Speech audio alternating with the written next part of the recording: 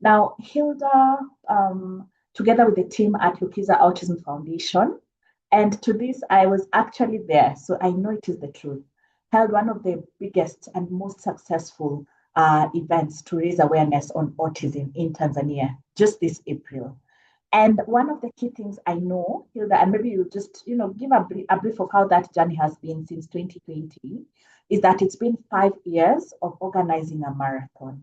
And in year five, and the success that we were able to see, I'm sure it's not been easy. And so I want you to really just take us through that journey. Just talking about from your experience with Lukiza Autism Foundation, how can organizations look into the community and turn that community trust into consistent and reliable, either physical or financial support over time? And just Hilda, just to give you a very good example that really impressed me. I was able to go to the children's tent, once the marathon was over. And I remember I met a very passionate lady there. So it was, the event was a bit over. And she was like, you know what? This is my fourth year. Me naenda kula nyama choma. For West Africans, that means, I'm going to get some roasted meat. And she's like, I'm very passionate about this and I really enjoy doing this year in, year out. And it's all voluntary. So just take us through understanding as organizations, how do you reach that level that community members actually feel like, yes, this is ours and we actually own it? Okay, so I will say at first it starts with the founder. I will say that the founder, the visionary, or the organization or management, it starts on the man or woman on top. So I will say this idea of local fundraising, like involving the community fully, I will say I can't underestimate my background in terms of education, exposure, and all that, because that's what I was exposed to at first when living abroad, how they fundraise, how they do charity over there. So when we founded Lukiza Autism Foundation in 2020, that was, I will say, I was not thinking of grantor at the get-go. For me, from get-go, I was thinking of how I can involve the community. So I will say most of the organizational NGO, or a good amount of NGOs, before they found one or create one, I will say they will have a look of what is popular, what is trending at the time. Let's say it's environment or LGBTQ issues or whatever that is. But for us, it was knowing and identify challenges or issues that are in our autism community first, without having a penny, without knowing how we will get the funds. So for us, we identified the issues, like I explained earlier, and then we took it from there. So even in 2020, our very first year, we organized autism awareness charity fundraising gala dinner as a source of fund, at least for us to to get money, maybe to set up an office, to get to set ourselves up. We didn't have the funds first and then created an NGO. We created an NGO and then looked for funds. So that was number one, I will say, the background, the education, the exposure, that was one. But then secondly, we did our research of what were the issues. We went around asking parents, asking centers, school, but also myself, the challenges that I faced. And like I outlined earlier, advocacy, awareness, youth empowerment, women wellness were the issues. So when you deal with the actual community issues, they take ownership of it. But also the way we worked, we involved the community as well. In what way? For example, in our organization, from get-go, we did welcome volunteers.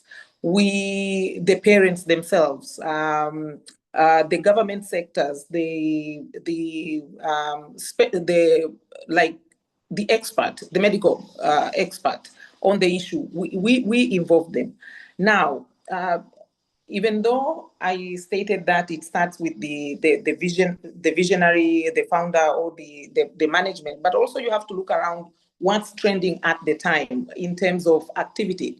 So even if we started with gala dinner, but later on we realized there is a trend in marathon, in running and walking as part of advocates campaign.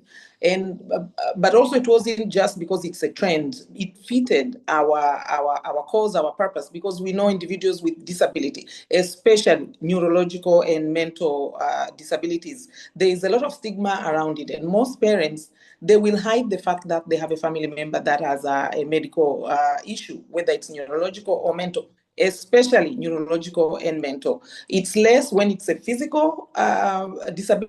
People don't hide as much as if it's mental or neurological. So the fact that the marathon, it's a family affair. The whole family will come out. It's during the day, and we I will say strive in catering for all the community needs. Like you mentioned, we have a kids playground. We have special needs. At our marathon, we have kids playground, we have special needs caretakers to look after the special needs kids, but we have all the activities that we know children and parents would love to have, because it's a family event. But at the same time, we set aside maybe a space for parents where they can chit chat with their fellow adults or just fellow parents. But also we welcome other partners to come and showcase their services or product that they have. We welcome companies to sponsor, because those employees in those companies, we are the employee, like the parents with special needs are part of that working community as well. So in doing so, in involving the community, not only in supporting you financially, but also being part of the beneficiaries of what you are doing. So I will say that's what makes our event successful. But also at Luki's Autism Foundation, we pride ourselves in not just going with the flow. Like we challenge the status quo. We know that maybe most NGO, they do this, but we don't have to. We can come up with our own creativities, our own innovation.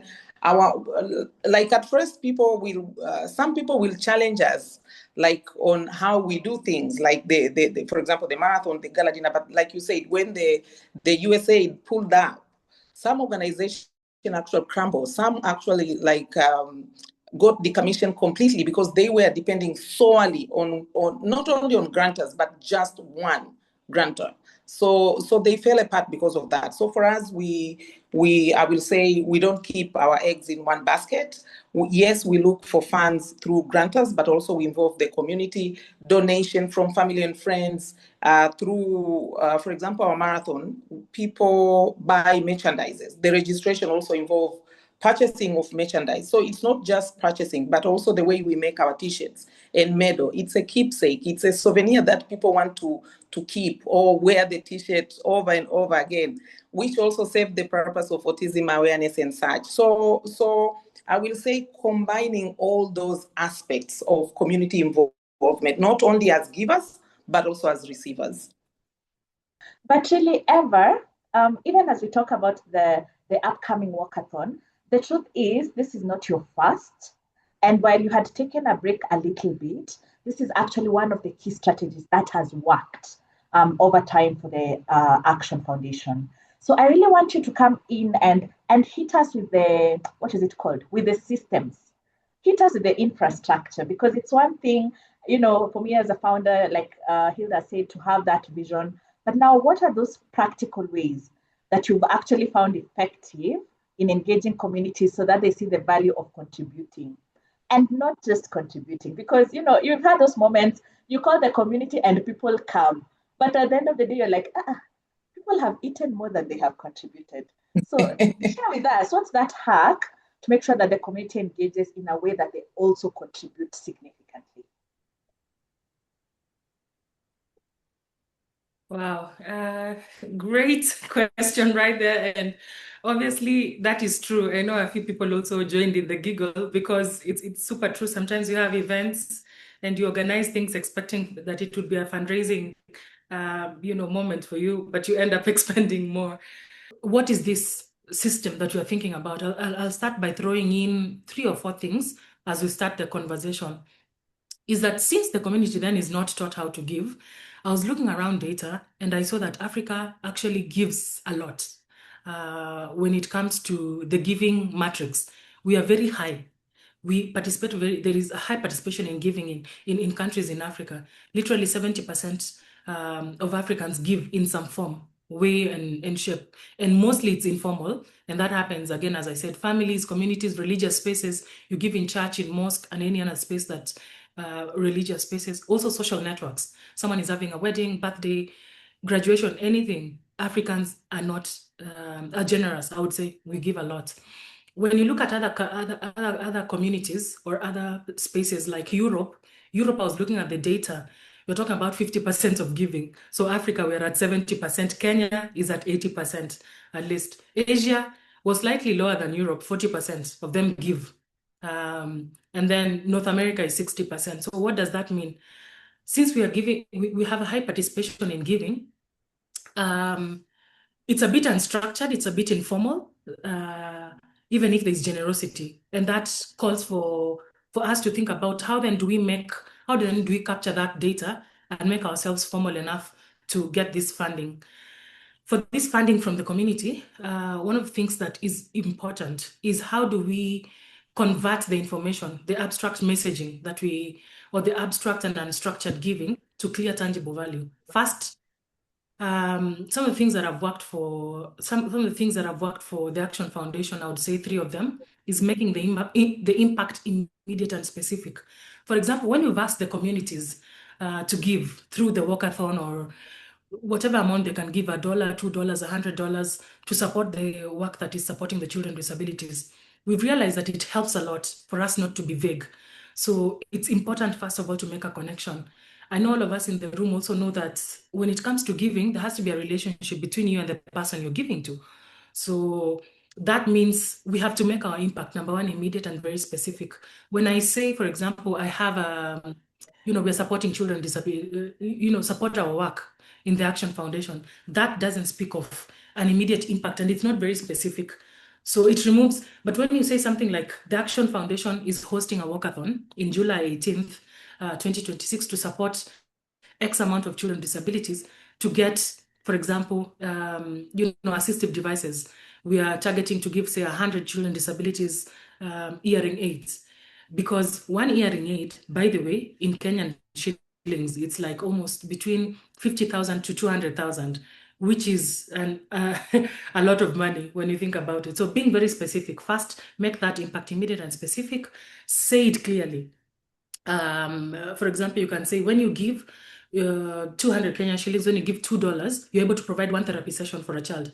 Again, I'll go back to speak to the walkathon that you're having. We'll be having partnerships with comprehensive schools. So those are schools in Kenya that supports both children with and the children with disabilities with inclusive education. So per school, for you to support a child, for example, with a t-shirt and logistical support for them to come to the space where we'll be working, they'll need a t-shirt, water, a snack along the way. They'll need, accommodation, realistic accommodation for them and their caregiver. It would take like 2,500 per child. But we are targeting to get at least 20 children with disabilities per school. So for me to make my impact immediate and specific, I would say something like, you can support one school. We are targeting 30 schools, but if you want to support one school which holds 20 children with disabilities and their caregivers, because they need to come with them, we are requesting for 100,000 Kenya shillings, for example. That's like roughly around slightly below $1,000. That's very specific. It removes ambiguity. It allows someone to see the role in that solution instantly. So someone says, I see I'm going to support one school, and in this school, I'm going to support X amount of children. Number 2, build proximity to that impact. So people do not give to organizations. Again, I said it's relationships. Do I feel connected to your work? When Hilda was talking about how people have been able to give to Lukiza Foundation, it's also about, do people get connected to the story that Hilda is sharing around hers is a lived experience. So as the Action Foundation, we've also realized that, when we share with people, about the impact that we want them to share with us. I mean, the support that we want them to give us. Number one, is very important for us to build that proximity to impact. Make that person see this is not some vague giving out there. First of all, for example, if I love children, it's just making me feel connected to that love that I have and that meaning. So that means moving our campaigns from just campaigns to storytelling, giving small updates, giving, when people see this journey, they begin to get connected to the work that we do. Basically, that's what I'm saying. Build a proximity to the impact. And because they're giving to the emotional connection that they have to the work that we're saying, that means trust. Then we need to continue leveraging on that. The third thing that we've realized is leveraging on trust-based channels. So in our context, I'll give an example that since giving is relational, and we've seen a lot of money that is flowing through WhatsApp groups, through religious setups and networks, like here in Kenya, we call them chama, but those are just groups of 10 or 30 women coming together and giving to support each other, or it's just through pure peer influence. Then as an organization, it's not to replace these systems. It's how do we plug them in? How do we plug ourselves into some of these spaces? So when people clearly see the impact, number one, for me to conclude, number two, feel connected to that impact. Number three, then giving becomes very natural and the response is not forced. As I conclude, there's data that I was also seeing online that people give 50% of people who donate, they donate only once and they don't donate again. And usually that's it's usually because we do not capture that that moment of how do we capture that giving for them so that they're able to do repeat giving. And I think later on in the conversation, I'll be speaking about the 1, 7, and 30 rule, 1 day, 7 days, and 30-day rule. Let me pause there for now. Thank you.